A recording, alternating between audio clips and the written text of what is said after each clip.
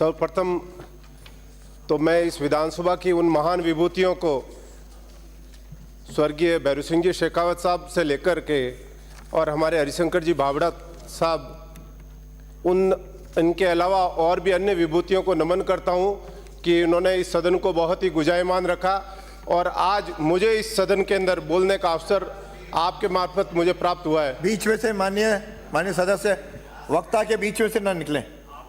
बैठिए बैठिए। आप बोलिए आपने बोलना चाहिए। माननीय अध्यक्ष महोदय, आज इस महामहिम राज्यपाल महोदय के द्वारा 16वीं विधानसभा के प्रथम सत्र में अभिभाषण पर जो बोलने का मौका दिया है उसके लिए मैं आपका हृदय से आभारी हूं।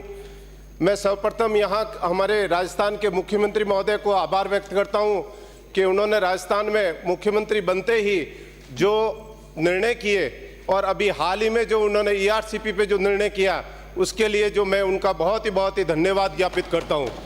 इसके अलावा हमारे युवा साथियों के लिए भी उन्होंने जो हमारे कई बार RS मेंस के एग्जाम पेपर पोस्टपोन के लिए भी ये प्रयास थे, उनके लिए भी मैं धन्यवाद करता हूं। इसके अलावा माननीय मुख्यमंत्री महोदय ने अपने इस अभिभाषण मार्फत के तहत जिस तरह से ये कहा कि KG से लगा करके और PG तक की शिक्षा को मुफ्त करने की जो घोषणा की, उसके लिए भी मैं आपका बहुत धन्यवाद करता हूं।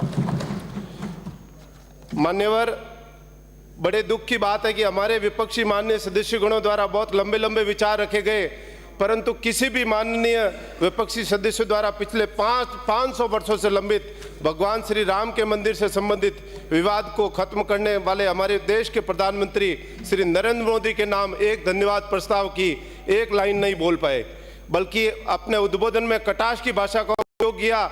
बड़े शर्म की बात है कि हम सभी अपने आप को भगवान राम के अनुयायी होने का नाम लेते हैं। जब भगवान राम को टेंट से निकालकर एक भव्य मंदिर में विराजमान किया है तो हमारे विपक्षी माननीय सदस्यों द्वारा ऐसी भाषा का प्रयोग करना शोभा नहीं देता।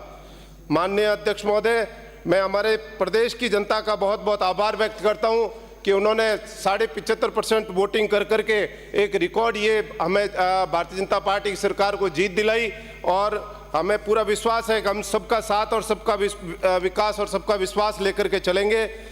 माननीय अध्यक्ष महोदय, मैं राजस्थान के सबसे बड़े औद्योगिक परियोजना रिफाइनरी के क्षेत्र पचपदरा की 36 कोम के आशीर्वाद से निर्वाचित हुआ हूँ। मैं विपक्षी हमारे सदस्यों को बताना चाहता हूं कि आपके बजट भाषण के अंदर जिस तरह के आपने 2022 के अंदर इस रिफाइनरी के कार्य को पूरा करने का निर्णय किया था, लेकिन आज दिन तक वो रिफाइनरी का कार्य पूरा नहीं किया और इसकी जो राशि है वो दुगनी हो गई है। अब इसलिए इसका आर्थिक भार भी राजस्थान की जनता पर भी पड़ेगा। राजस्थान के लिए बहुत खुशी की बात है कि हमारी केंद्र सरकार ने जो अंतर्राष्ट्रीय 2023 वर्ष को अंतर्राष्ट्रीय मिलेट वर्ष के रूप में घोषित किया है और राजस्थान के लिए यह भी खुशी की बात है कि हमारे यहाँ के जो अन्नपूर्णा रसोई के अंदर भी मिलेट को काम में लिया जा गया है, तो ये भी एक बहुत ही खुशी की बात है। विशेषतर हमारे बाजरे की जो उत्पादन है हमारे राजस्थान में होता है, तो राजस्थान के लिए बहुत ही ज़्यादा खुशी की बात है। मान्यवर, हम सभी सदस्यगणों की बड़े किसान के रूप में रही, हमारी जड़ें किसान के रूप में रही है, परंतु आज़ादी के 75 वर्ष बाद भी किसानों की कोई सूद नहीं ली, जिसे अब हमारी वर्तमान सरकार ले रही है। उसी उद्देश्य से हमारी सरकार ने जो किसानों को संबल राशि जो मिलती है वो 6,000 से बढ़ाकर जो 12,000 की है, उसके लिए भी मैं सरकार का बहुत आभार व्यक्त करता हूँ। माननीय अध्यक्ष महोदय,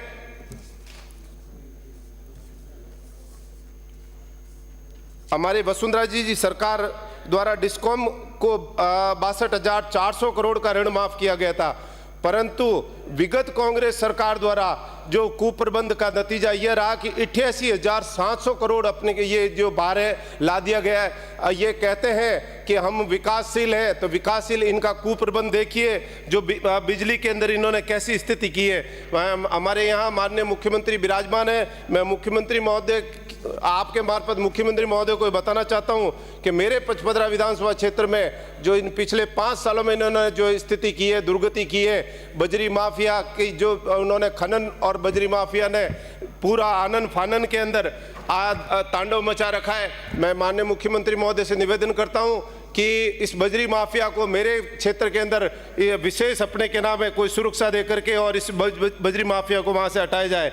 इसके अलावा मेरे पचपदरा विधानसभा क्षेत्र में पानी की भयंकर समस्या है। जैसे कि मेरे साथी ने भाटी जी ने बताया था कि हमारा क्षेत्र पश्चिमी राजस्थान इतना आज टैक्स के रूप में देता है, लेकिन उसके बावजूद हमारे क्षेत्र की सबसे बड़ी समस्या पानी की रहती है। और इस पानी के लिए कोई भी सरकार आज दिन तक ये कांग्रेस सरकार रही है, लेकिन इन्होंने भी कभी ध्यान नहीं दिया।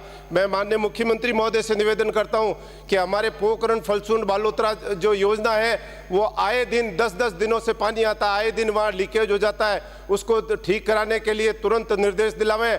इसके अलावा जोधपुर से जो धवा कल्याणपुर परियोजना है उसको भी अपने के नाम है तुरंत प्रभाव से वहाँ के अधिकारियों कर्मचारियों को थोड़ा निर्देशित करावें कि वो पानी की समस्या दूर करावें। इसके अलावा हमारे यहाँ स्कूलों के अंदर स्टाफ की भयंकर कमी है। हालांकि अधिकांश स्टाफ जो है सीकर झुंझुनू से आता है, लेकिन हमारे विपक्षी के माननीय सदस्य जो पहले कृषि शिक्षा मंत्री भी रहे, लेकिन इन्होंने भी उस ओर इतना ध्यान नहीं दिया। अपने यहाँ से जो इनके जो स्टाफ है अपने क्षेत्र में जाना चाहते थे उनको भी वहाँ लेके नहीं गए। इसके अलावा माननीय मंत्री महोदय, हमारे यहाँ प्रदूषण की एक भयंकर समस्या है। हमारे पाली से लगा करके और एक नहर इस तरह की नदी के साइड में इस तरह की एक नाला बनाया जाए जो प्रदूषण रहित अपने क्या नाम है हमारा बालोतरा हो सके।